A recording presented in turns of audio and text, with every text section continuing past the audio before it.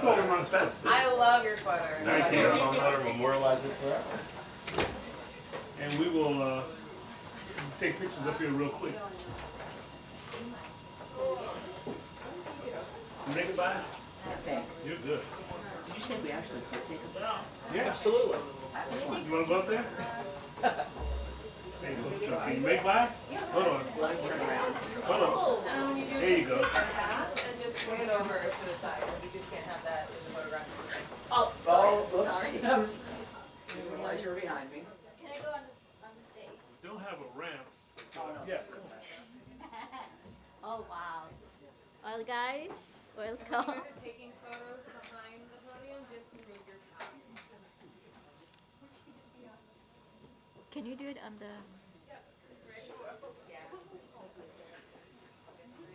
It may be best. Can you do it this way? Hold on a second. Get you a box. Oh, you're all right. You're right, I'm alright? Okay. We can put you up a little higher, though, if you want. Oh yeah. Yeah.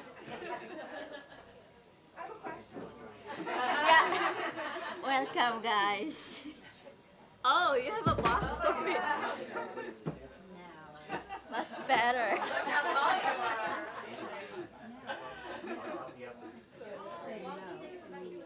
Wait, what's your name, sir?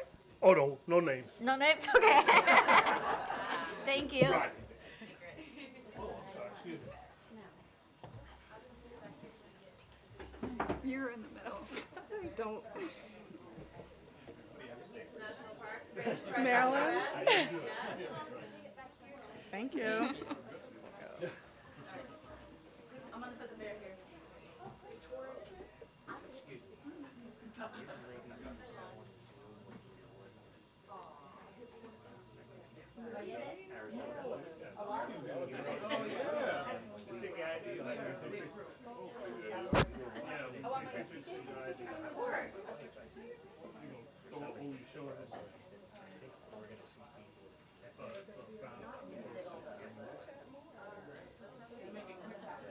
Come on, Mike. Oh, you got your badge down to the side? Okay. Oh, don't put. No, put it right there. Oh, sorry. Sorry, 10 minutes.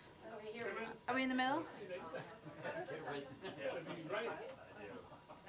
Can I get one with the bear? Oh. Yeah, because that's okay. My phone is being weird. Wait. Mom. Oh, I want one with the bear. I'm so sorry.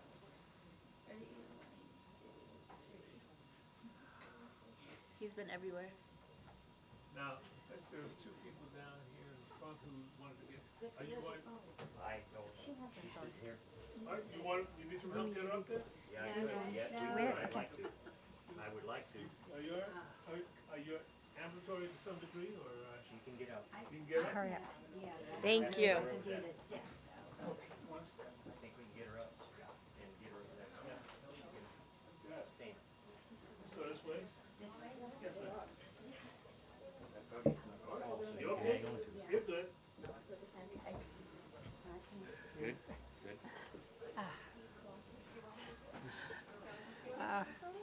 There. Take your ID off. Throw it over your shoulders. Oh. You're good, as long as you don't see it. As long as I don't see it, all right. Okay. You guys look great. Okay, thank you.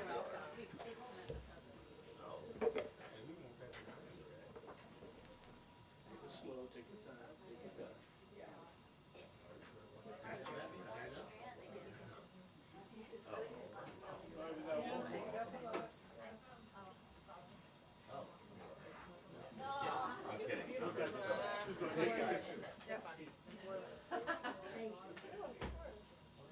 Okay, there we go. Can you take a picture?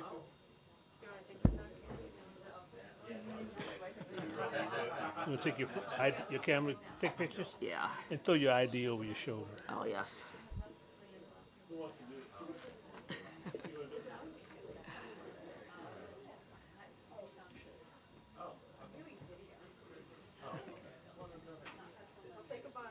Good.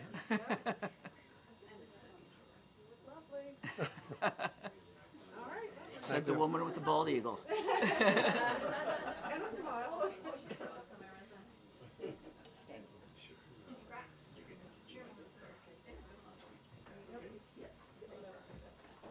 Come on up here.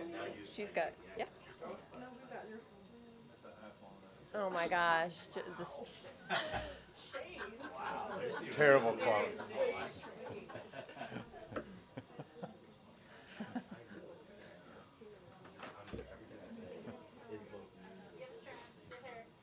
she'll look taller. Thank you. I know, even taller. Thank you so much.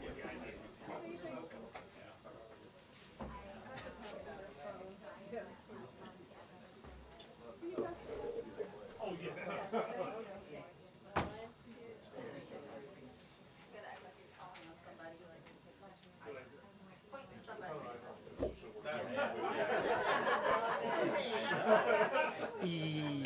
Yes, the following question is clinically insane. Thank you.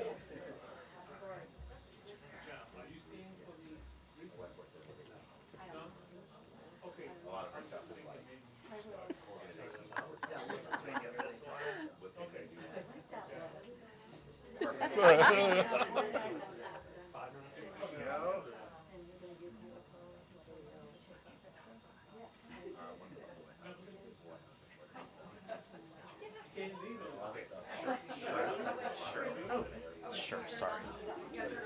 Oh.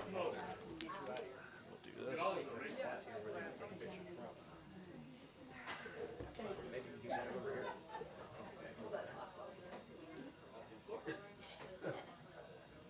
Thank you.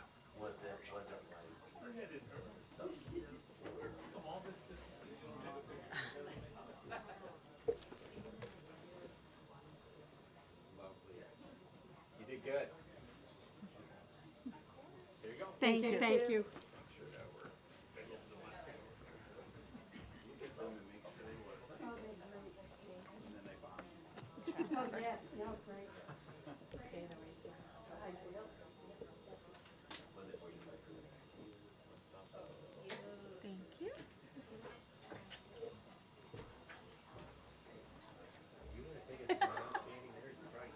Sure. Straight on shot. Nice. Ooh, walnut.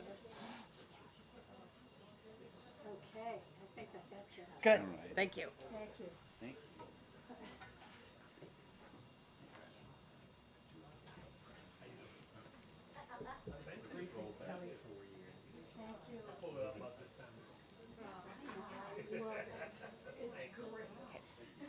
Yeah.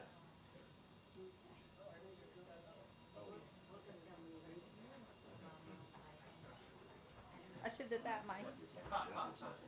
Did a cute one.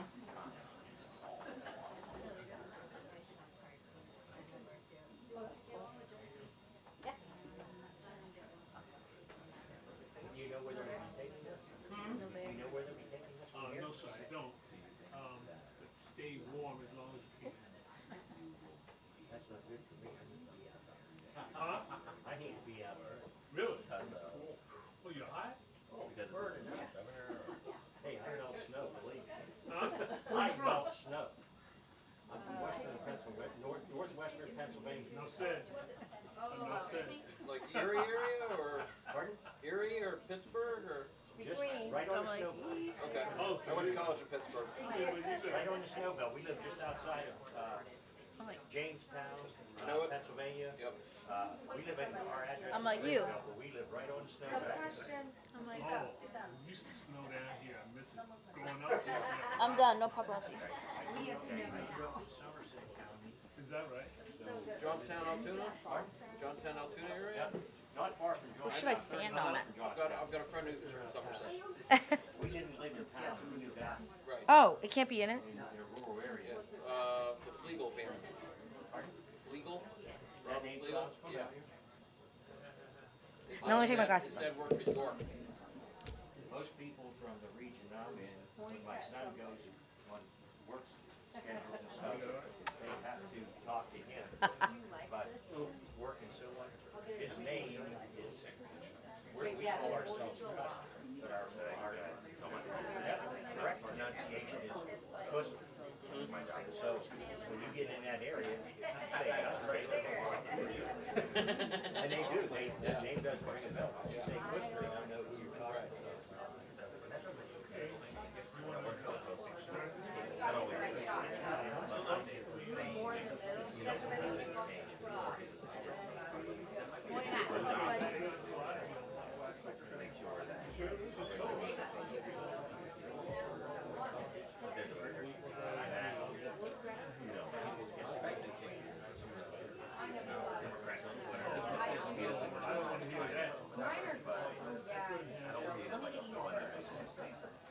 I think you need to get more green in that. Okay.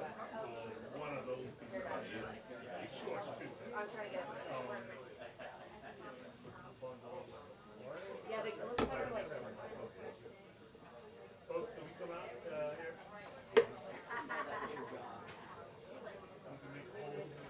Point again.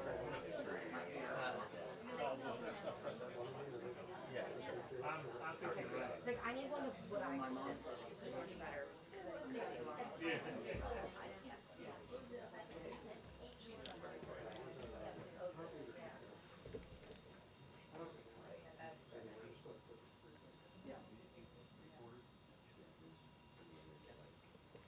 I'll take your question. No, I'm just kidding. You're like, I don't know you. Thanks.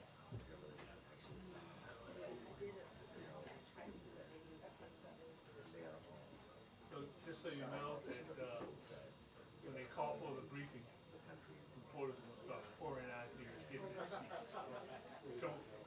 Don't be surprised if they ask you to move. They get assigned seats. I don't know what the plans are, but these seats are probably already taken. I know. Never heard? You can always stand on the side, I would think. I don't have a problem with it. Everybody does. So like it used to be the like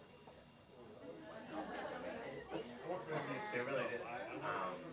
And then they converted it to White House. so when I my first time here I was like, oh, this is 50 years. because all you see from TV is like or something.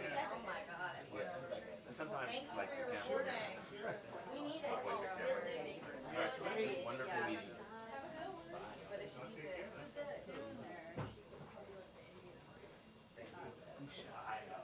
You gotta work on that. I just say you come this far. I know. Yes, sir. You too. Where's everybody's coat? Nobody had a coat on? Jeez.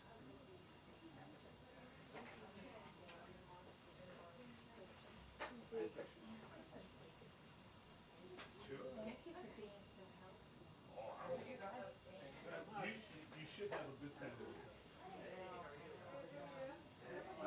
Thank you. Mine, you're sitting here. Well, let's not go too far. Now you hear you all say. Take care. That's mine. That's yours. Mine, yeah. So they took. Wow. You missed the crowd. No, Oh, were you in the back? I just did. I didn't want to be in there.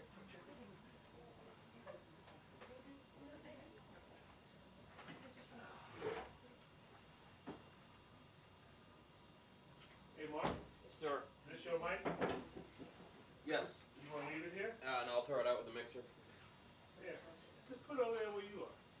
No, Just don't want mixer's it- outside, Okay. so if I go dashing, Yeah, yeah. What were you saying? I don't know who's sitting here. James is here, I'm here. Big group. Yeah, she's like 3 people. Oh. 3 different groups.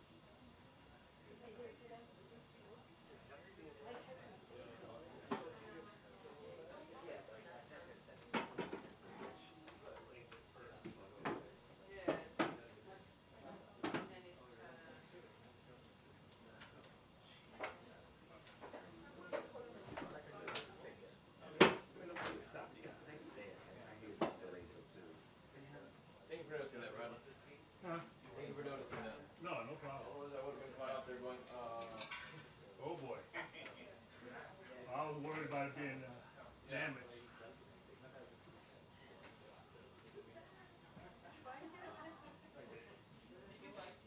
I did, yeah. I used to put up just on High Street. Yeah. Plenty of police around.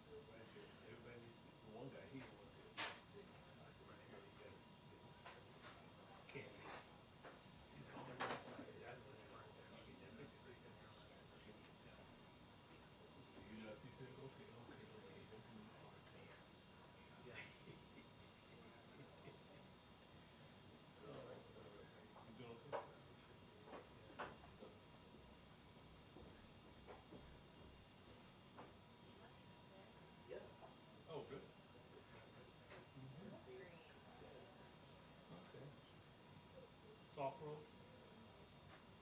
Soft roll. Soft. Soft roll.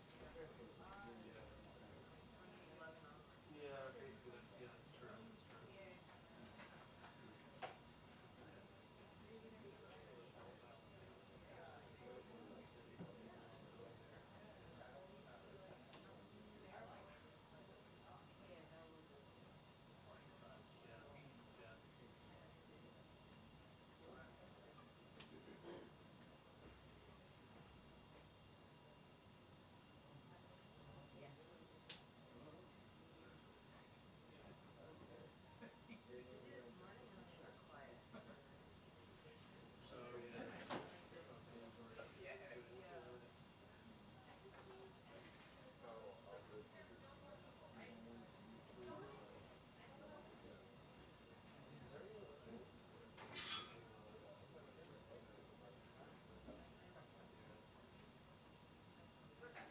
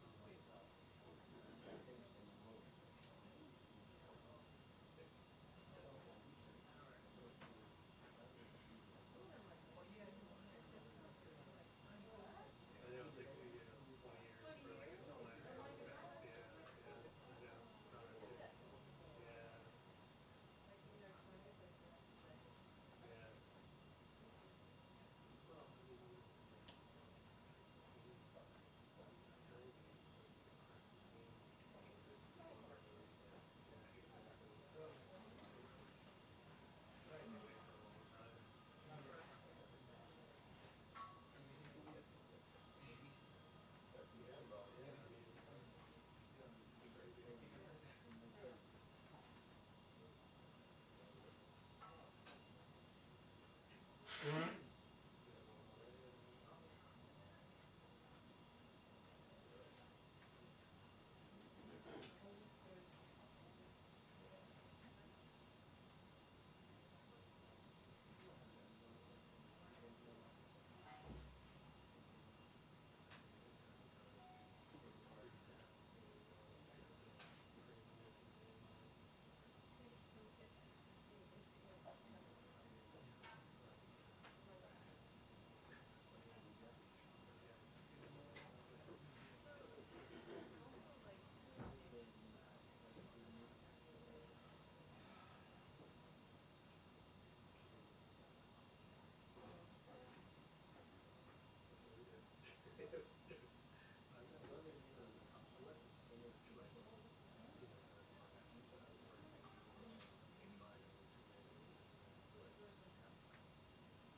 The press briefing will begin in 2 minutes. The press briefing will begin in 2 minutes.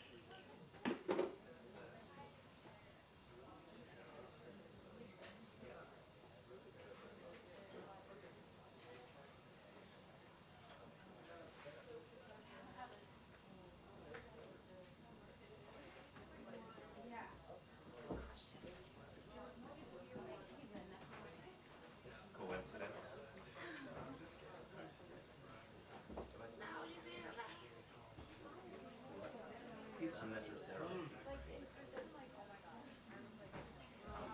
He's also like very adventurous. He's very adventurous and like climbing. Not like a social climber, physical object climber. He's really What's going on? Big day in the markets today. Yeah. I mean, up selective action. Where's the, you didn't get the green medal? How about you?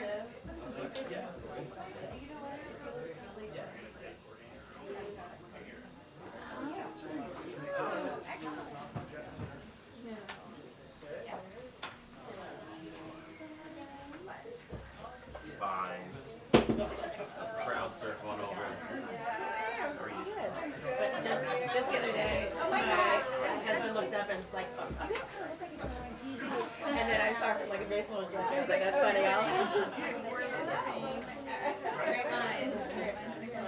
If you put us close together, we'll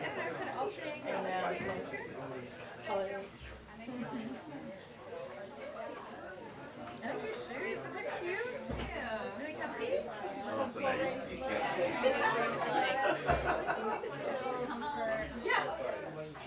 I played basketball last time. The guys are half my age. People were dunking on me. I'm like, whoa. Don't set some picks. One of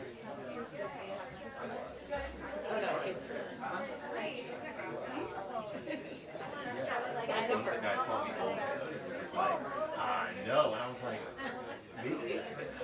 I was more hurt than anything. Right. Does it show? He's like, he showed me pictures of me kids. I said, oh.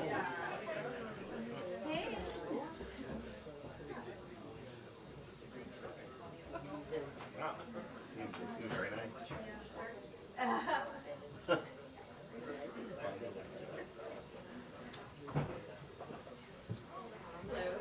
Hello, hi everybody. Happy Thursday.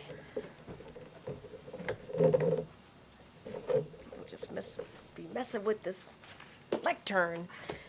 Okay, so today President Biden announced that he is granting clemency to approximately 1,500 Americans, the largest act in a single day, who have demonstrated remorse and rehabilitation, as well as a strong commitment to making their communities safer. The president is commuting the sentences of 1,500 individuals who were placed on home confinement during the COVID-19 pandemic and who have successfully reintegrated into their families and communities. He's also pardoning 39 individuals who were convicted of 9 non-violent crimes. The Americans receiving relief today include a decorated military veteran, a nurse who has led response for a number of natural disasters, and an addiction counselor who volunteers his time to help young people. That's just to name a few. Today's actions build on the president's record of criminal justice reform to help reunite families, strengthen communities, and reintegrate individuals back into society. The president has issued more sentence commutations at this point in his presidency than any of his recent predecessors at the same point in their first terms. He's also the first president ever to issue categorical pardons to individuals convicted of simple use and possession of marijuana, and to former LGBTQI plus service members convicted because of their sexual orientation. As the president has said before, America was founded on the premise of second chances. For far too long, our criminal justice system has closed doors of opportunity for too many people who should have the chance to once again participate in daily life and contribute to their communities. And as the president said in his statement, he will take more steps in the weeks ahead. He and his team will continue reviewing clemency petitions to advance equal justice under the law, promote public safety, support rehab and reentry, and provide meaningful second chances. And with that, I have my colleague here from the National Security Council, Admiral Kirby, to talk about foreign policy news of the day.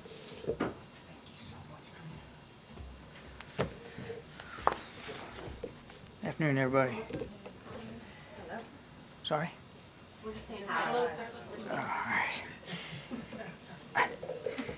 right. Look, as y'all know, National Security Advisor Jake Sullivan is in Israel today. He just wrapped up a full day of meetings, including one with Prime Minister Netanyahu.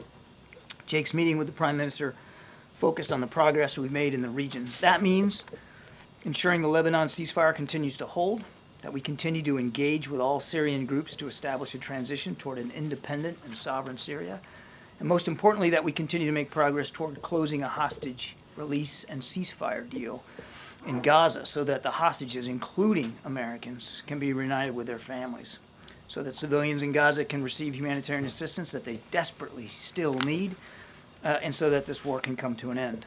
Jake will now travel to Doha and to Cairo to continue these efforts. His travel, of course, coincides with that of Secretary Blinken, who is traveling to Jordan and Turkey, making clear our commitment to a Syrian-led transition process so that the Syrian people and their aspirations can be realized. The President is being regularly briefed on all these meetings and remains in close touch with his national security team as the situation in Syria continues to develop, and it does continue to develop. Tomorrow, he's going to speak virtually with his fellow G7 leaders. They will discuss a range of issues: our shared support to Ukraine, which comes, of course, after the United States dispersed $20 billion to a new World Bank fund that will provide economic support for Ukraine as part of the $50 billion G7 Extraordinary Revenue Acceleration Loan effort. And that, of course, I think, as you all know, leverages income earned from frozen Russian sovereign assets and increasingly puts the cost of war on Russia with no burden to the taxpayer here in the United States. We're going to continue to explore ways to make maximum use of those assets, by the way. And I'd note that also today the President approved a new security assistance package for Ukraine that will provide them with additional air defense, artillery, drones, and armored vehicles. It's the 72nd such drawdown package announced by the United States, and as the President made clear, we're going to continue to provide additional packages right up to the end of this administration. I think G7 leaders can also be expected to discuss ongoing developments in the Middle East, of course, how we're helping Israel defend itself against active threats, and how we're all working towards that Syrian-led process we talked about. Now, I'd also be remiss if I didn't just take a moment to highlight an important milestone in our efforts to keep faith with Afghan allies. As of today, the State Department has issued 76,000 special immigrant visas for Afghan partners and their families, surpassing the number of SIVs issued by all previous administrations combined since the program began back in 2009. They did this by surging staff, by leveraging new technology, by consolidating some cumbersome processing steps, and working hard to verify in better ways applicants' employment status. And of course, we've requested from Congress more visa numbers so that we can continue to do that. Now, finally, I just want to add a few comments on the reports of drone activity here on the East Coast, particularly in and around New Jersey. We have no evidence at this time that the reported drone sightings pose a national security or a public safety threat, or have a foreign nexus.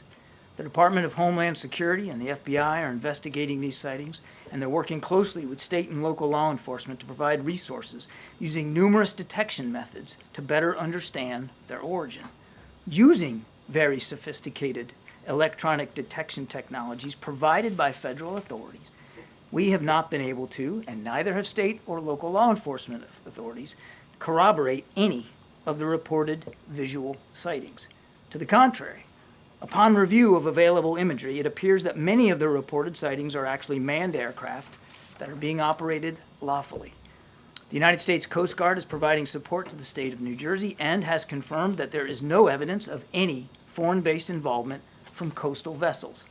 And importantly, there are no reported or confirmed drone sightings in any restricted airspace.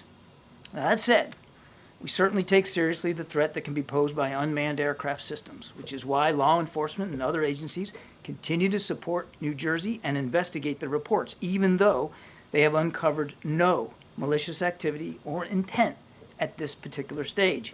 While there is no known malicious activity occurring, the reported sightings there do, however, highlight a gap in authorities. And so we urge Congress to pass important legislation that will extend and expand existing counter-drone authorities so that we are better prepared to identify and mitigate any potential threats to airports or other critical infrastructure, and so that state and local authorities are provided all the tools that they need to respond to such threats as well. Now, tomorrow, there's a little thing called the Army-Navy game. We wish both sides a good game. We thank them for their service now, of course, at these service academies, and for their service in the future. We don't officially take sides here at the National Security Council, but go Navy, beat Army. Thank you, Admiral. Good luck. What is the White House reaction to President Xi being invited to President-elect Trump's inauguration next month? Well, it's going to be up to President-elect Trump to decide who's going to sit with him there at the inauguration, who's going to be there. We've worked really hard on this most consequential of bilateral relationships. The President met with Xi Jinping a number of times, including recently, and as you know, at APEC. And we believe that as we get ready to turn over things to the Trump team, that we're turning over a U.S.-China relationship that is in better shape than the one we found it in. That doesn't mean that we don't have disagreements.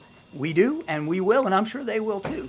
But we're working hard on this relationship, and we'll do that right to the end. Did President Biden invite any foreign leaders to his inauguration in 2021? Oh, geez, I don't know. I'd have to take that question. I don't know. One other question about Travis Timmerman. Was the U.S. aware that he was missing and being detained in Syria before this week? I am not aware of any indication that we had that this gentleman was in Syria. I want to remind that we are just getting word of this, and we're trying to confirm his identity at this point. So the State Department is working hard on that right now. I am not aware that we had any prior indication that he was in Syria. It's also a good reminder for everybody, if you're traveling overseas, to enroll in the State Department's STEP program so that they have an idea of who you are and where you are. It's voluntary, of course, but we recommend that to everybody. Thank you. So regarding Travis Timmerman, have there been any other, have there been any other Americans or people who have been saying that they're American uncovered in detention following what the events in Syria? And then regarding Americans, do you have any updates on Austin Tice? On your first question, not that I'm aware of. On your second question, we don't have any additional context or information about Austin since the events of the weekend in Syria, but we are working very, very hard. And as we've said in the past, we hope that developments in Syria could lead to some opportunities and some more information, but right now we don't have anything. Are you concerned that there isn't more information around Tice? There isn't more of an update, considering the fact that we're seeing these prisons sort of people released? Would you have expected to have more news about Austin Tice at this point? We're concerned about Mr. Tice. We're concerned about finding out more about him, where he is, his condition. We certainly, as the President said on Sunday, want to do everything we can to get him back with his family where he belongs. Would we like to have had more information in the last 48, 72 hours? You betcha. And we're working hard. We're in touch with interlocutors and counterparts in and outside Syria to try to get as much information as we can, but I don't have anything additional to report to you today. And just following up on the news that President-elect Trump's press secretary confirmed that she was invited. You yourself have talked about wanting a competitive relationship that doesn't have conflict, like you said, a better relationship now than 4 years ago with China. So what's your take? Was it a wise move? I'm not gonna, it's not my place from the podium here to pass judgment on the invitations to the inauguration. That's really for the Trump transition team to speak to.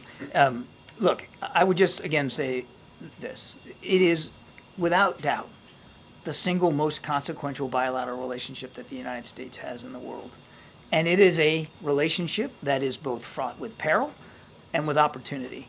And when we get ready to turn over to the Trump team, we will make sure they are fully informed about everything President Biden has done, and he has done a lot, to get this relationship on a more stable footing. And it'll be up to them to determine how and to what degree they want to carry that forward. And if that means having a conversation with President Xi around the inauguration that President Trump wants to do, well, again, that's his prerogative.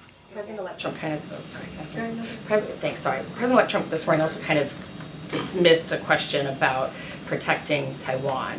Could you talk at all about conversations that the current Biden administration might be having with Taiwan in this moment? If there's more security concern with those friends and partners with an incoming Trump administration? I think Taiwanese leaders know very well where President Biden stands on our continued support to Taiwan self-defense.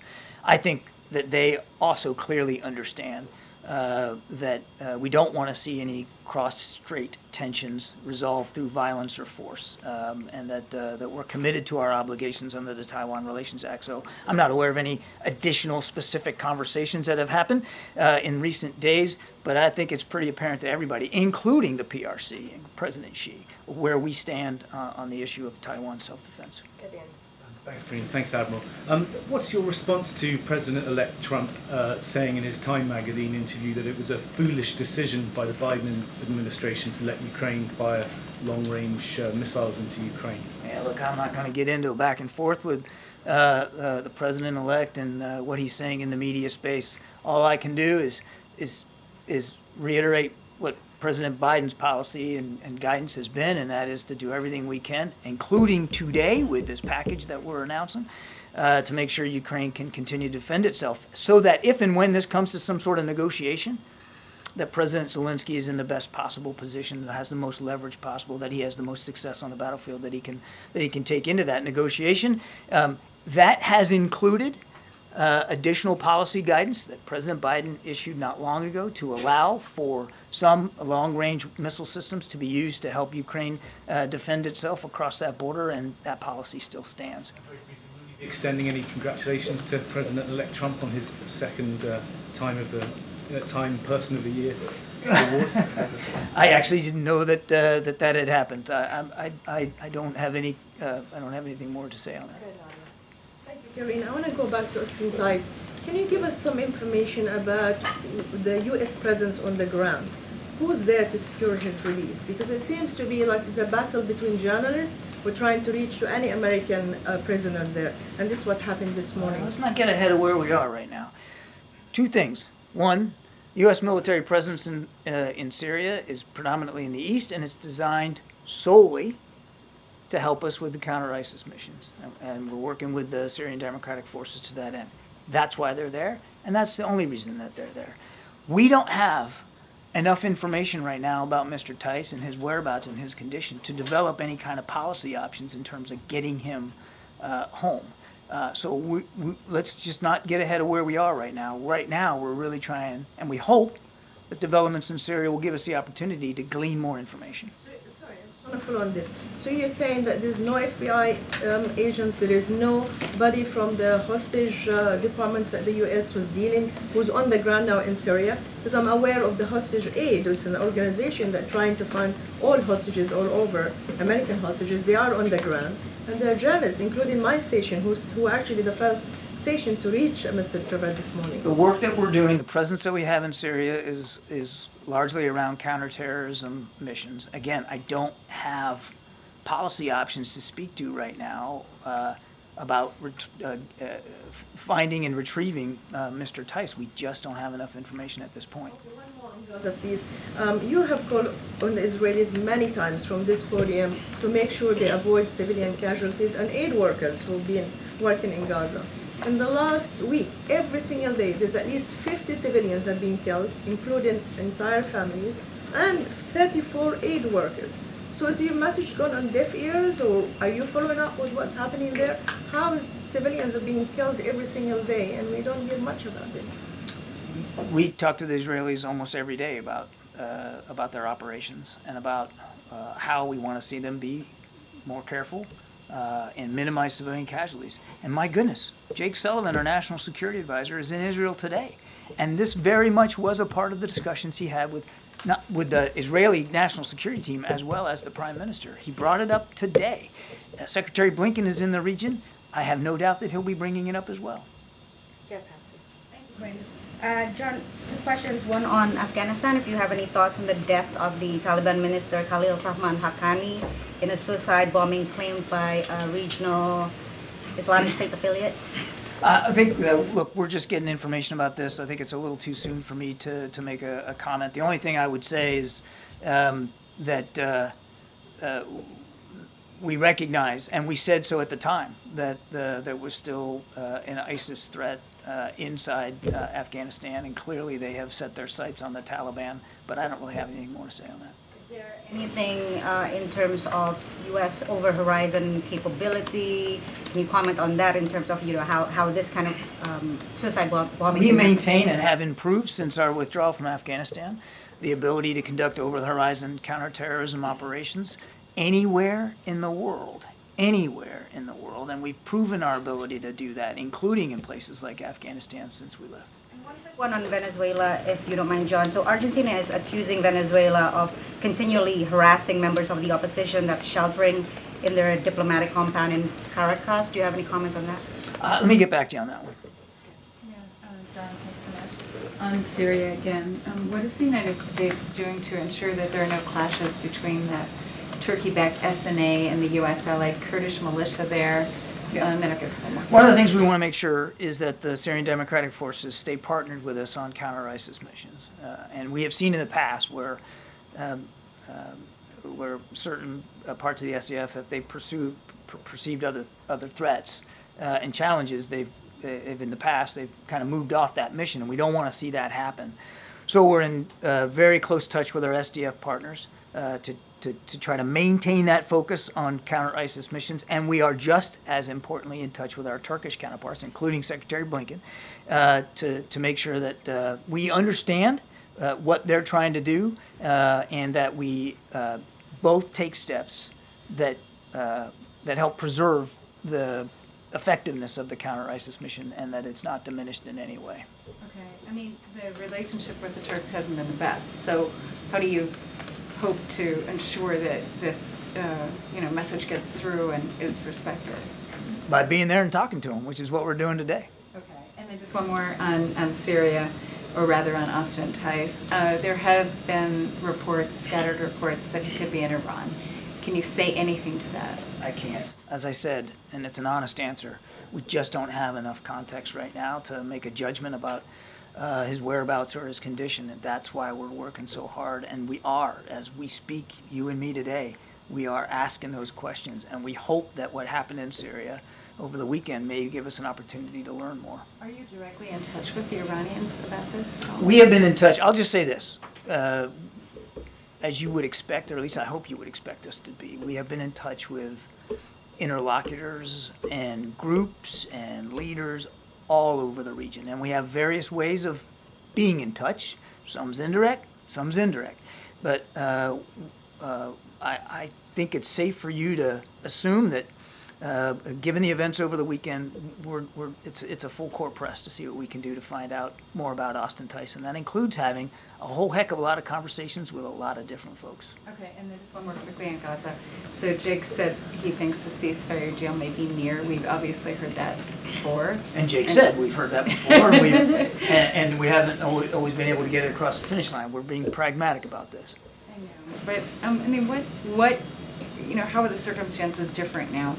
What dynamics could be different that would actually make a deal happen? It's a great question. I think if you're Hamas right now, which is still fairly a rudderless organization, and you look at the world today, the options aren't good. Your military capabilities have been all but decimated. Your main leader is gone. The leader of your buddy Hezbollah, he's gone. Nasrallah is gone. Hezbollah is now in a ceasefire arrangement, which is still holding with Israel. And Iran is not coming to the rescue. There is no cavalry for Hamas right now. So this is the time, and I think that's what Jake was alluding to. There has been an awful lot of pressure put on anybody who is supporting Hamas. And now, given where they are and how weakened they are, this is the moment to make this deal. And that's why I think Jake believes that we're getting close. I mean, this is a great opportunity right now to do it. Thank you, Karine. Just to follow on Gaza, in those comments in Jerusalem earlier today, Jake Sullivan said that the posture of both Prime Minister Netanyahu to do a deal and the posture of Hamas at the negotiating table in the wake of the ceasefire between Israel and Lebanon had changed favorably toward a deal. I'm just wondering if you could elaborate a little bit more on that dynamic and what he's referencing there. Well, it's kind of my answer to Andrea. I mean, the situation for Hamas has radically changed, particularly because of what's happened. And I would add, one thing I didn't add was events in Syria, because now Assad's gone. And who was Assad's main backer? Iran. Iran was not only unwilling, but unable to come to Assad's rescue. It's just more proof, or should be more proof, to Hamas leaders that there is, as I said, no cavalry coming to the rescue. So they're at a moment of weakness and desperation. This is the time to make this deal and move forward on it. Now, whether they'll do it or not, as Jake said, we can't be certain. But we believe there's an opportunity here, a moment, and that's why Jake's in the region. On Syria, the U.S. has stated that one of its primary goals is to make sure that ISIS does not reconstitute there. In the days since the Assad regime has fallen, have you seen any information or any intelligence about cells or larger groups that are trying to exploit this opening? I'm not going to get into too much on the intel side. I'll just tell you that we're watching this real closely, and that is a risk, that is a worry, that ISIS, I mean, this is a group that loves ungoverned space, and you can expect, we have to expect, that they're going to look at what's happening here with the fall of Assad, and now Russia, or Iran not coming to the rescue, Russia now also not coming to the rescue, and Russia's worried about their own presence in Syria and how that's going to look. You would expect that a group like ISIS would try to exploit that. So we're watching it closely. I don't have any, again, additional intelligence indicators to speak to today, but it is something we're laser focused on. And then just broadly on foreign policy, there is only one president at a time, but we've seen the president-elect wade into his preference for what the U.S. does or doesn't do in Syria, the U.S. approach to Ukraine, to the Middle East, and now the transition is also, as you guys have said, working hand in glove as you push for a ceasefire in the region there. He's also inviting world leaders to inauguration. Is this having an impact on your foreign policy? No. But I want to go back to your first question, though. The other thing I want to stress on this ISIS thing is that is why, and the president said this Sunday, the concerns about ISIS is exactly why that mission in Syria, the U.S. military mission, and the partnership with the SDF is so important, and why we want to see it continue. Two questions, one on Bangladesh, then on India. On Bangladesh, over the past few weeks, several Hindu-American groups across the country have been holding protest march, one outside the White House over the weekend. They're protesting against the continued killings of Hindus and the temples in Bangladesh after the fall of Sheikh Hasina government. Is the president aware about it? Did he raise this issue when he met his friend and the interim government chief, Muhammad Yunus, on the sidelines of the UN? We're watching this very, very closely, and the president's following events closely as well. The security situation in Bangladesh has been difficult following the ouster of the former prime minister, and we've been working closely with the interim government to enhance the capability of their law enforcement and security services to deal with the challenge. We've been very clear in our engagement with all Bangladeshi leaders that protection of religious and ethnic minorities is absolutely critical, and the leaders of the interim government have repeatedly committed to providing security to all Bangladeshis, regardless of religion or ethnicity. We want to hold them to that. India, as the president concludes his 4-year term, what do you think are the key achievements of India-US relationship? The president is very proud of the way in which our bilateral relationship with India has transformed during his administration. I mean, we've elevated the Quad now, the Indo-Pacific Quad. I don't know how many meetings he's had now inside the Quad and bilaterally with the Prime Minister. There's an awful lot in our relationship that has improved military-to-military communication and defense security partnerships. They're in India and in the Indo-Pacific writ large, people-to-people ties, economic ties. I mean, there's been an awful lot. Follow up on India. You mentioned about Quad. What is President's expectations from the coming administration on Quad and other IMEC countries? It's going to be up to the incoming administration. It's going to be up to them to determine how they leverage the Indo-Pacific Quad. We can only speak to the ways President Biden has. The bipartisan support to the India-US relationship. Do I expect? India-US relationship has been a bipartisan support, right? So both the sides have supported. I don't see anything in the future which would indicate a change in that. There has been strong bipartisan support for growing this bilateral relationship, and I would expect that will continue. Hey, John. Oh, sorry. Yeah. President-elect Trump last night named a new director for the Voice of America, Carrie Lake. Do you think that the president has the authority to name a new director of that news group? I understand that there's, I actually don't, you know what, I think I should take the question because I don't understand enough about the process there to really weigh in on that. So why don't we take that question? Can you just react generally to the fact that, you know, this is a nonpartisan agency and Carrie Lake is someone who just ran a Senate campaign? Just any reaction to the fact that I'm just not going to get into casting judgments on names that the president-elect is putting forward for various jobs. That is for him and his team to speak to. What I can tell you, President Biden and this entire administration, and that includes me personally, great respect for Voice of America and the work that they do here and around the world.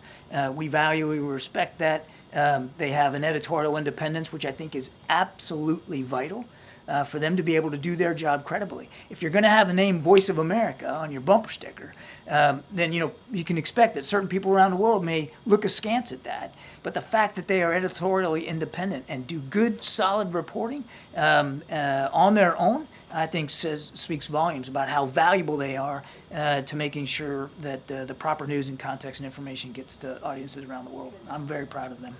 Hi, thanks, Ray. Thanks, John. At the top of your remarks, you talked about the administration's commitment to an independent and sovereign Syria. And of course, Israel has sent its forces into the buffer zone adjacent to the Golan Heights and apparently beyond it. The presence of foreign troops would seem inconsistent with an independent and sovereign Syria. So will the administration pressure its ally to withdraw those troops? We are in discussions with the Israelis, as you might expect us to be, about their operations there inside that buffer zone, and staying in close touch, as Jake did today, with better understanding what their goals and objectives are. I would tell you, I would point you to what they have said, which is this is a temporary measure to deal with exigent circumstances, and we recognize what they recognize, that there are some legitimate threats that they're trying to. Have they given any indication what they mean by temporary, given that they've been, in occupation of the I think Golan I'd Heights point you since to the Israelis to 1967? speak to their military operations. Thanks, Karine. John, on the drones, does the U.S. government have any of its own imagery or video of these systems? I'm not aware that we have U.S. government produced imagery ourselves, but as I said in my opening statement, we have certainly done thorough analysis of the existing imagery. Like from people's cell phones that we're seeing? Basically, with what you're looking at, how can you credibly tell people that there is no public safety threat, there's no national security threat, that there's no reason to believe that a foreign government is involved? Because the analysis thus far, in an investigation that is ongoing, has not revealed any national security or malicious intent or criminal activity. But, Jackie, I would remind you, we're at the beginning here, not the end. There's a lot more work to be done, and we're working closely with state and local authorities to gain more information. I would argue that we're moving pretty well here with a sense of energy to try to figure out what we can do to learn more about this. We're still in the middle of an ongoing investigation, and I'm up here explaining to you and letting you know what we know so far, what we believe so far. If information comes to light that changes that characterization, then my goodness, we'll be the first ones to let you know. But right now, there's just no indication that this is some sort of foreign malign activity or, in fact, even criminal. Well, what I don't understand is, this has been happening since late November. I don't know that the law enforcement officials or residents in New York and New Jersey, or even the Democratic senators who wrote to Director Ray Mayorkas and the FAA administrator today would think that this has been handled with a sense of urgency. But that being said, has the President or the Secretary of Defense issued any guidance to NORTHCOM or military installations to act on these systems if they are deemed to be a threat in any way? And what's the benchmark for that determination? So two thoughts. First of all, you're right, late November. It is now, the 12th of December. So I think it shows that we're moving on with this, and we're going to stay on it. So I want to disabuse you of any notion that we're not taking this seriously, because we are. I can also tell you that if the President, as Commander-in-Chief, believed based on the information that he'd been given, that there was a national security threat at play here, or even a public safety threat at play here, he would issue the appropriate directives to not only law enforcement, but perhaps even the military if that was needed. I want to go back to something I said at the top. There has been no evidence of any of this activity in or near restricted spaces. That's not what the senators said in the letter. They said, in fact, that they've been observed maneuvering their critical infrastructure, sensitive locations, including reservoirs and military installations, and cited a concern from law enforcement about public safety threats because a medevac helicopter was prevented from transporting a seriously injured patient for care because of the presence of these drones. I stand by my opening statement. Can you make that make more sense? Because I think people in New York and New Jersey see drones the size of an SUV over their house every night and think that that doesn't make any sense. Certainly I understand why people would be looking at this and being concerned about it. We're concerned about it too, which is why we have the Department of Homeland Security and the FBI, my goodness, looking at this. And we're taking it seriously. We understand that people are concerned. We understand that they got questions. We got questions too. And we're working hard to get the answers to that. What I can tell you as we sit here today, at 2:16 in the afternoon on the 12th, is we haven't seen any indication thus far that there's a public safety risk, and we haven't seen. Government know what they are. We are still investigating this. I can't tell you definitively. I cannot characterize for you definitively what these sightings are. I can just go back to what I said at the opening. We've looked at the imagery. We can't corroborate some of the reported sightings through our own expert analysis using sophisticated detection techniques, but that doesn't mean that, we're putting our pen down here this afternoon and calling it a day. We're going to keep at this. What are you doing though? We are continuing to investigate it, as I said in my opening statement, 2 federal agencies, as well as the United States Coast Guard and state and local law enforcement officials, which we are staying in close touch with. Picking up on drones, has it reached a level, or is there a level determined by which the president or the administration, more directly, would prohibit any use of the airspace, since it is regulated, for drones for a period of time to try to figure out who they are and to remove this anxiety that people in the Northeast are feeling? I don't know that we're at a stage right now where we're considering that sort of a policy option. But I can tell you that we're going to keep an open mind here. And I think whatever policy options we determine are appropriate will be informed by the investigation. And thus far, in this early stage of the investigation, there's just no national security threat that we see and no public safety risk. So again, you want to be careful that you don't you don't jump to conclusions and you don't jump to policy options that may not be appropriate at this particular stage. But we'll obviously see where it goes, and we'll be informed by investigators. One other topic, with Jake in Israel and issues related to Ukraine and Russia, the Middle East and so forth, with 40 days to go, do you feel that the Biden foreign policy team is in a cooperate with a very vocal president-elect who is talking about these issues to achieve the aims that you have, or do you view it as this is only your negotiation to have, whether it's in Israel, whether it's with Ukraine? Is it coordination, competition? How would you describe? I would say consultation.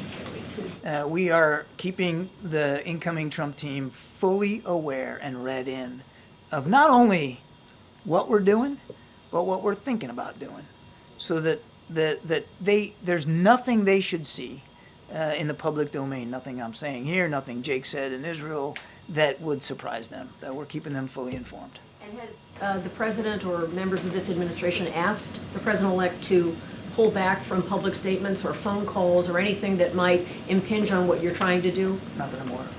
Final question. What do you make of reports that were out today that Austin Tice was seen alive at a prison in Damascus in 2022? I think I've answered this before. I just don't have, I've seen that press reporting. I don't have any information to verify that reporting, and I certainly don't have anything today that gives us a sense of his whereabouts right now. I'm asking though because the Israelis bombed that facility over the weekend, and so I'm wondering if there are any conversations with the Israelis about, maybe avoiding targets where Austin Tice or other prisoners might be held. We're, as I said earlier, it's a full court press to get more information about Austin, and we are actively in touch with interlocutors and counterparts throughout the region, and that includes Israel. Okay. Thank you so much, John. Thank you, Karine. Thank you, John. Thank you,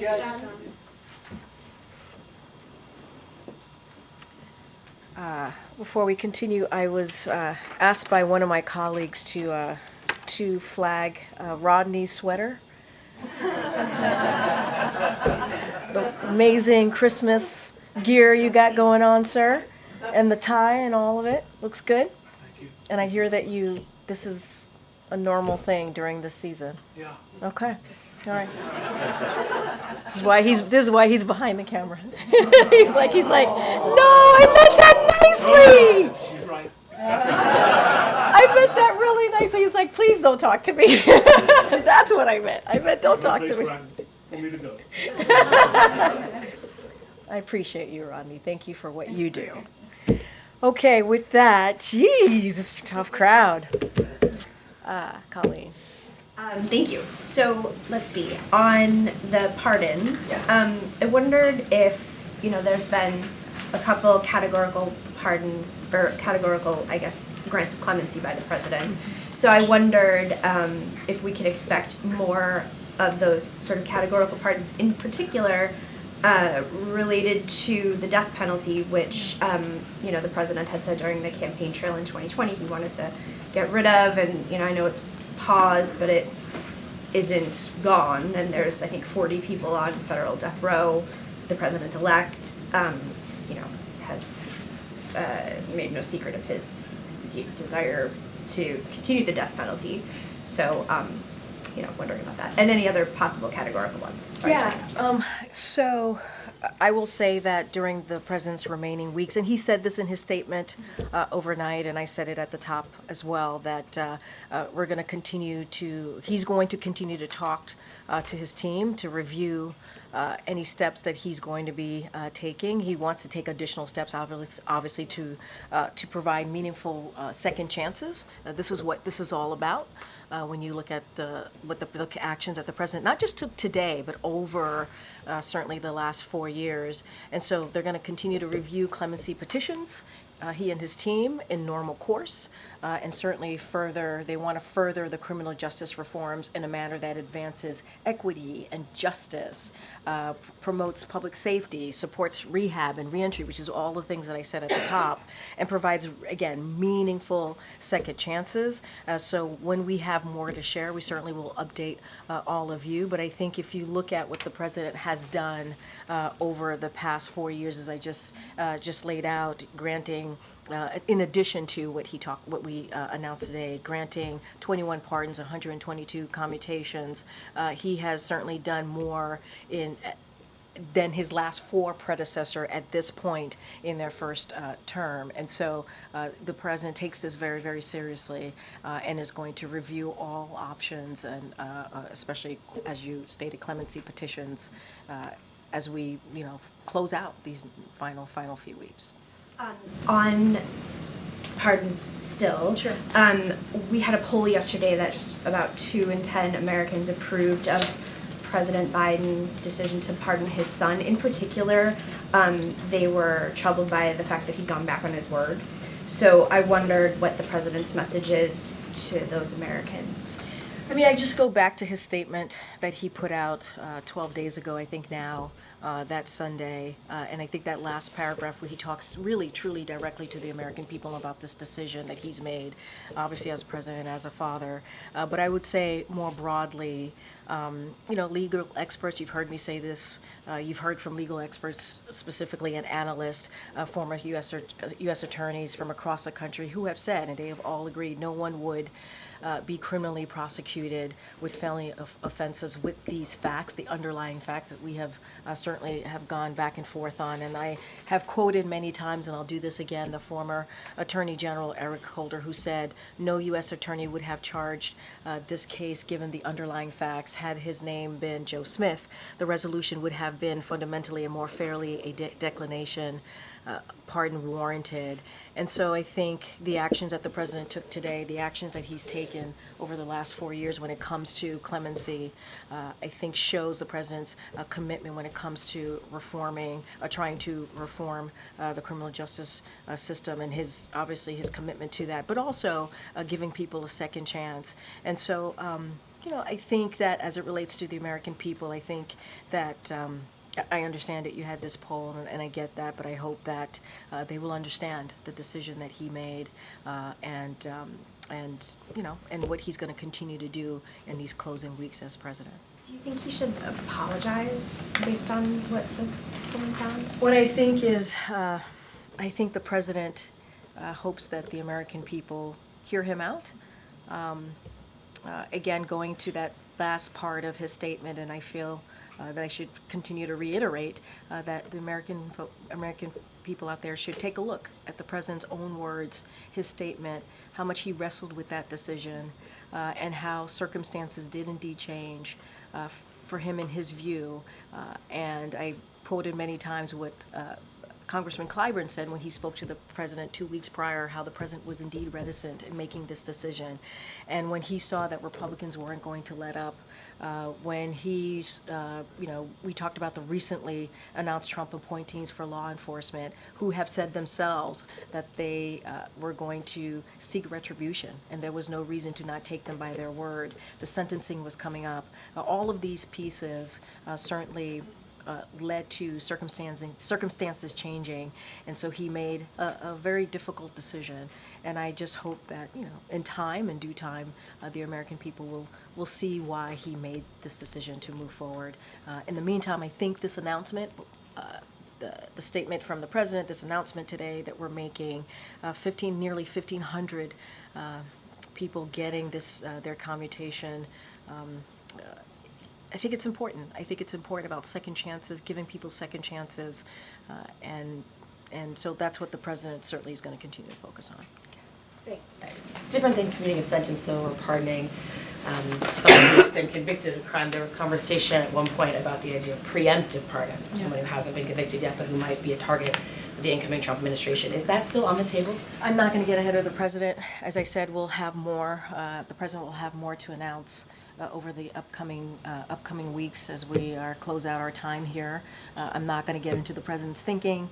He's going to have conversations with his team. He's going to review clemency petitions. He's going to review options on the table, and so that's where I'm going to leave it. And I think 1,500 individuals, as you all know, who were placed on home confinement during the COVID-19 pandemic, and who have successfully reintegrated into their families and communities, and also pardoning 39 individuals, is a big deal. I think it's important to those individuals and their families and their communities. As I've said, they've reintegrated into those really important pieces of their lives. And I think that's really important. And just building on what the president has done over the past 4 years. And I think today, I think it's a good day for many of those folks who deserve that second chance and who have proven to be able to take that on. Absolutely. Yeah. Some of the names that have been floated around preemptive pardons, though, since it would just be such an unusual, extraordinary step. We've talked about in the news. We've seen Liz Cheney, Dr. Fauci. You're talking about the preemptive pardoning, right? I understand you don't want to get ahead of the president's thinking, but are any of those names wrong? Or still, can you tell? I mean, do you want to tell us anything about? It would be a bad move on my behalf if I preempted the president or previewed anything that the president was thinking about, considering, and so this is something that he's going to talk with his team about. And I just don't have anything beyond that for you. Again, I think today is a very important day as we talk about the criminal justice system, as we talk about giving people who have shown that they can reintegrate into their community, back into their families, a second chance. I think that's a big deal, and I think that shows the president's commitment to this. And the president talks a lot about what this country has to offer and possibilities, and you see that in every action that the president certainly has taken when it comes to this issue and so many other policies that he's put forward. Okay. So Karine, I keep asking you this question. I'm going to ask it one more time. Yep. You have been working on an Islamophobia or a strategy to counter Islamophobia that would partner with the strategy that you've already released to countering anti-Semitism. We've been waiting for it for a long time. Do you have any further updates on when that could be released? Do you anticipate it coming before the end of the year? I would say stay tuned. This is obviously something that we're very committed to when it comes to protecting communities across this country. You saw that in our anti-Semitism strategy, and obviously we've been talking about this Islamophobia strategy as well, or talking about coming up with a way forward in protecting communities. Certainly that's the President's commitment. I don't have anything to share right now at this moment at this podium behind this lectern, but I would say stay tuned. Given the former President's ban on entry for people from Muslim majority countries, also known as the Muslim ban, at the beginning of this term. Which we repealed and dealt with that very early on. I understand, but there were many people on no-fly lists, and there still are some people on no-fly lists. Is there any preemptive action that the administration can take to guard against that kind of, mass move again this time? Well, you know where the President stands on this in this administration. I don't have any policy announcement to share with you at this time, and so I'll just leave it there. Okay, and then just on the Pardons and Clemency Act, numerous groups have sort of asked the administration to go even further, to be even more bold in terms of saying that there's something like 9,000 additional petitioners, some of whom are chronically ill, some who are aging, some have very young children. I know that you are still reviewing these things, but can you say something about the scale? I mean, is this the sort of is this the big move that we're going to see, and then we'll see sort of individual pardons coming forward, or will there, do you anticipate that there could be another larger scale move? I'm not going to get into the strategy. I'm not going to get into numbers. I'm not going to get into what the President is currently thinking through. Not something that I'm going to do from here. But I don't want people to forget, and I said this at the top, and I just want to reiterate, we're talking about Americans who receiving relief, who are decorated military veterans, a nurse who has led response for a number of natural disasters, and an addiction counselor who volunteers his time to help young people. And that's just naming a few.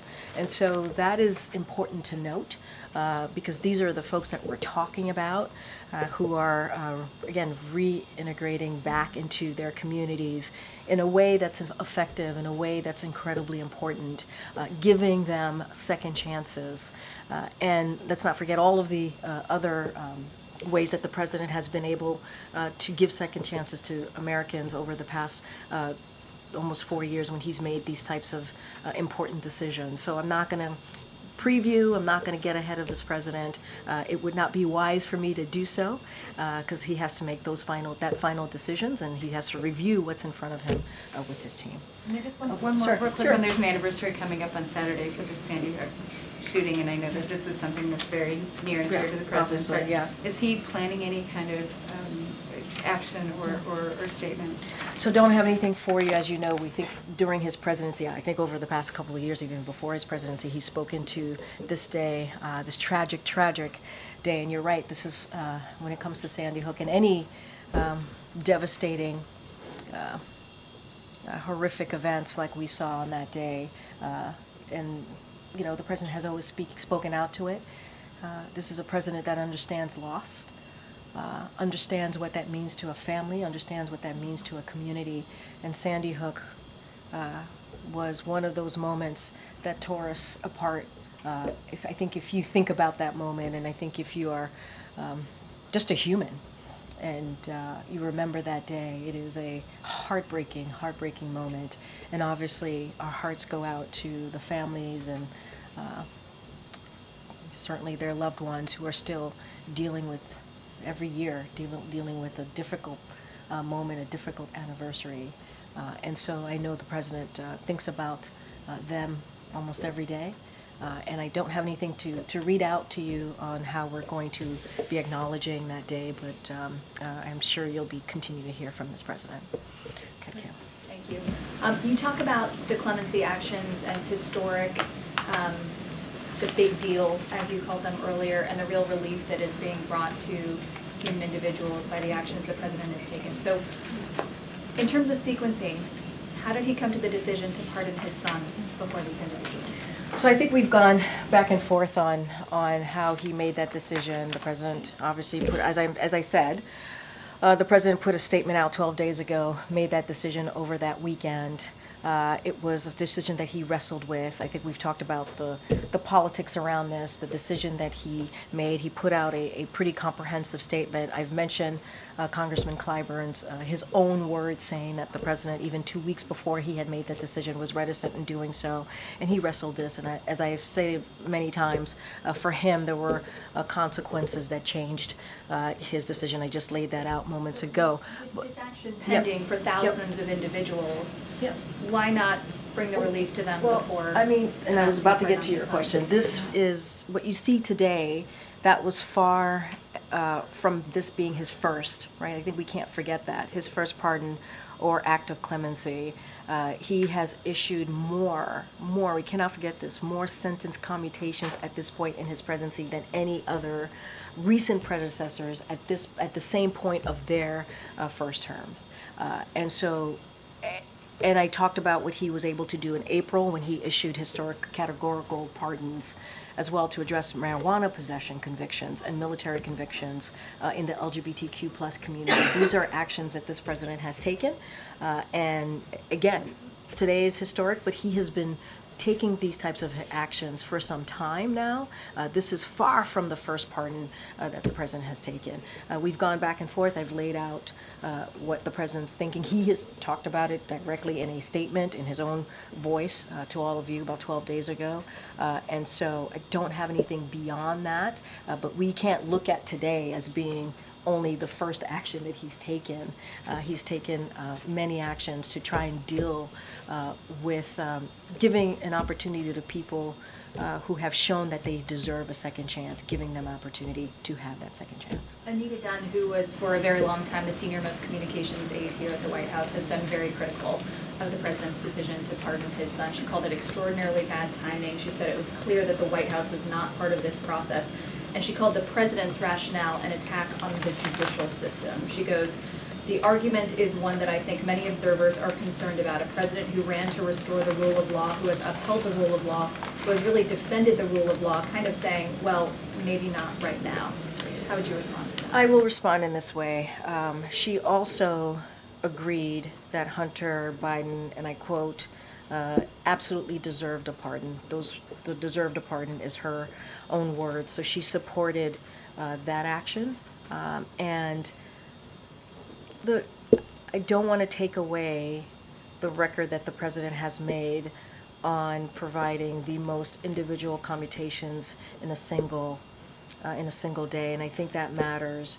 And he'll certainly have more news to share in this area, in the clemency space, obviously, in the near future, and we'll have more to share and certainly more to speak to. Was she right that the White House was boxed out of the process? What I can say is that I would obviously continue to refer you to the president's statement 12 days ago. He laid out his thought process, I think, in a very comprehensive way.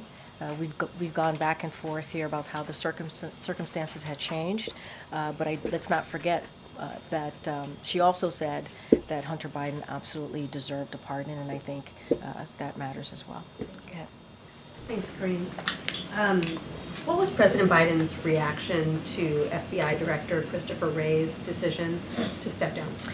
Well, I will say is that the president certainly appreciates the service of Christopher Wray, the FBI Director, and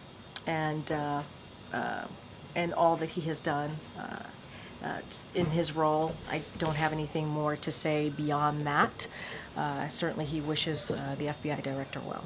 Was the president disappointed that Wray is not going to be serving his full tenure? I don't have anything else to share besides the service that the FBI Director has been able to provide, and he respects his service, and I don't have anything beyond that. Has President Biden spoken to FBI Director Wray since the director made that announcement, or was the White House given a heads up about the decision? I would say that I don't have anything to share of a conversation between the FBI director and the president since this decision was made, but the president is grateful for the director's service to our country, and I just don't have anything else beyond that to share. Can you, given the breadth of the pardons, can you describe a little bit about the president's process? Did he read into the individual cases? Did he accept a list from those who were working on this on his behalf? How much did he personally dive into particular stories? And did he decline on any of the ones brought to him for this time, or was it sort of a big package presented to the president? So I'm not going to go into step by step of this process. What I can say is this is a president who certainly takes this very seriously, understands the importance of when an individual is able to show that they can reconnect with their community, reconnect with their family, be part of a community in a way that I just laid out. When you think about military veteran, we think about a nurse that's been very helpful in disaster response. He takes that all into account. He wants to make sure that that there are specific criteria that are made, if you will. In this case, the Bureau of Prisons obviously was very involved in looking at. When I say very involved, when they made the decision on the home confinement of these folks, and so obviously that is a big part of it too. And look, they've all just demonstrated good behavior. Have shown that incarceration and at-home confinement has been successful in their rehabilitation. And those are all important criteria to look at. But this is something, obviously, his team reviews. It's presented to the president. He makes this decision on how to move forward. I'm not going to get into the nitty-gritty, but these are important facts that I just laid out to certainly look at when you think about getting back into the community and showing that it is meaningful to get that second chance because what these individuals have been able to do. Got Annie. Thanks, Karine. On the pardons today, can you say whether the president has signed all the paperwork and it's completely finalized, the signature on it? Well, my assumption is that this is ready to go since we made the announcement and that we've announced it obviously overnight. And so this is ready to go and we're moving forward. We wouldn't have made this announcement if we weren't. And so that's what I could speak to. This is something that the president has decided on and we're taking certainly the steps to make this happen. And would you be able to say sort of precisely when he signed it? Or maybe I don't have specifics on signature, when it was signed, how the process even works. I know that we just made an announcement, obviously, overnight on this really, this granting clemency of nearly 1,500 people. I think that's a big deal. 39 individuals were certainly pardoned, who were convicted of nonviolent crimes, and I think this is important to just not forget. But I don't have the specifics of the process or how it works. But obviously, it's out there, and we're moving forward with it. And then one other thing, you had been asked several times about whether Hunter Biden would receive a pardon and responded to that question. Yeah. In that vein, can you tell me whether the president is considering a pardon for his son, James Biden? Look, what I can speak to is the president made that decision, right, about Hunter Biden. He put it in his own words. I don't have anything to share beyond that. What I can say is not that I'm aware of, but I just don't have anything else beyond that. And the president certainly is going to, more broadly speaking, as we move forward to the next couple of weeks, he obviously is going to review with his team about other clemency decisions, and they're taking additional steps. And so that's what I can speak to at this time. Okay. Thank you. During the past clemency actions we were talking about, it seemed like most of the time the recipients were nonviolent, drug offenders, low-level drug crimes. There were a couple recipients here, though. I mean, a judge who participated in a scheme that sent juveniles to for-profit jails, Medicare fraud, real estate fraud. I guess what I'm wondering is, was the crime that was committed also part of the criteria here? Or was it the mere fact where if you were somebody on home confinement, despite the crime you committed, but just the fact that you were on home confinement, you received a commutation? So there are two different things, right? There is the 1,500 folks who were placed on home confinement during COVID. Oh, okay, I didn't know, Yeah. because those are commutation, right? So I didn't know. Those So are commutations, okay, so right. you were saying pardon, so I just wanted to make sure that. To clarify, Okay. those examples yes. I listed Or are part of the 1,500 Okay, that okay, received because as you know, there commutation. were 39 people who were pardoned. So two different things. I just want to make sure we were on the same page.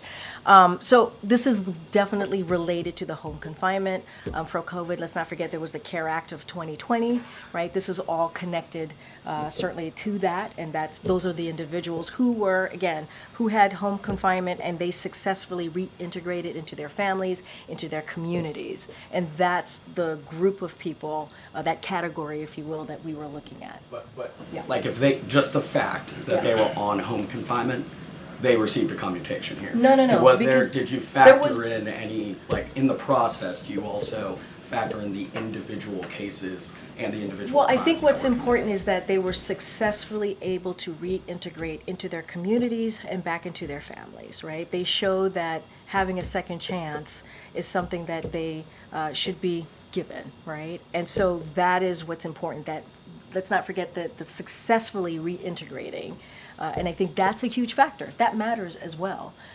The home confinement, obviously, that's the category that they were in during that CARE Act of 2020. As you know, there was a decision because of the COVID-19 pandemic to move forward back in 2020 before the president was obviously in office.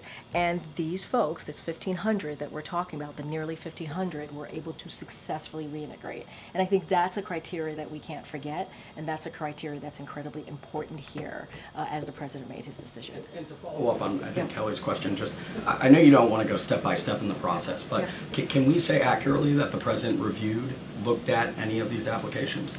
What I can say is this president made this decision. This is the president that made the decision to move forward on this. What was his involvement, though? Did they present him the applications? I and he mean, said obviously yes, the or- president was presented from his team granting the clemency, right, of these approximately 1,500 Americans and also the 39 that he pardoned. He was presented that by his team, and he made the decision. This would not have happened. We cannot forget, this would not have happened if the president didn't sign off on it, if the president didn't decide to move forward. And we can't forget what the president has done.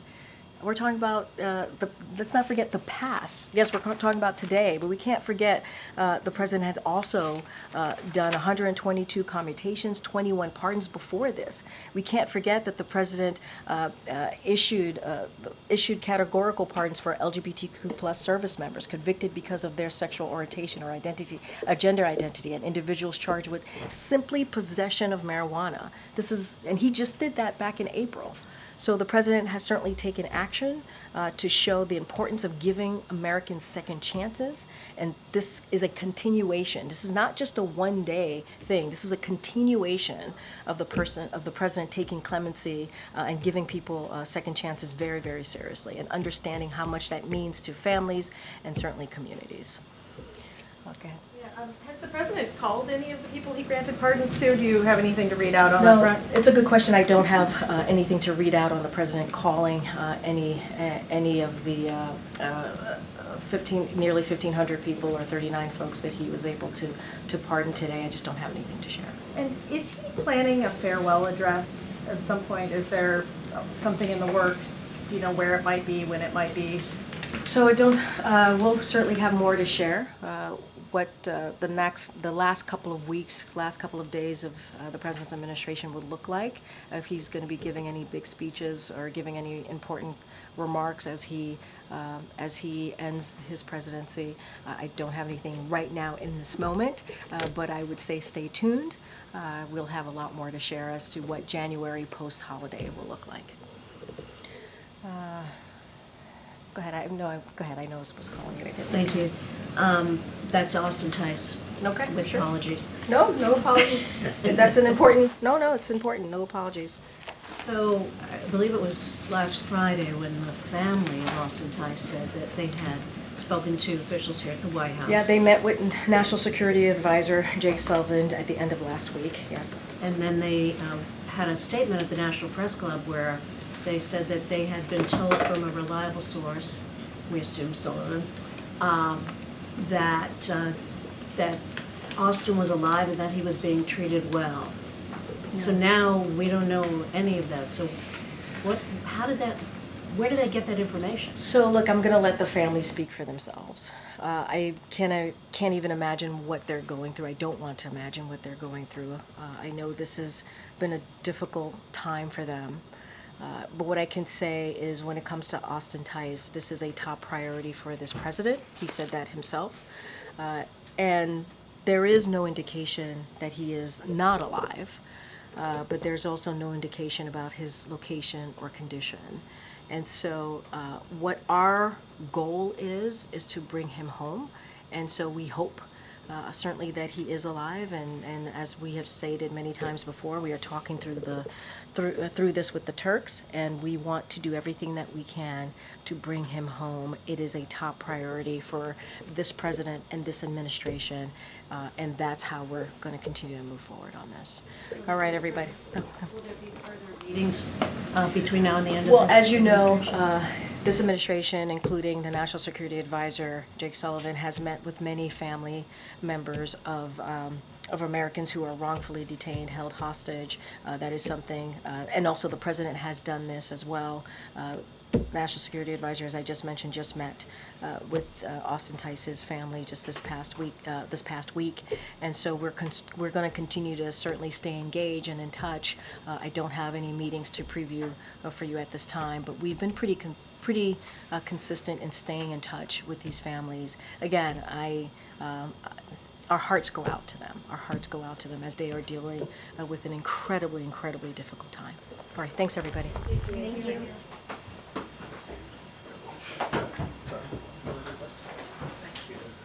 Fairly, I gotta put the ad. No.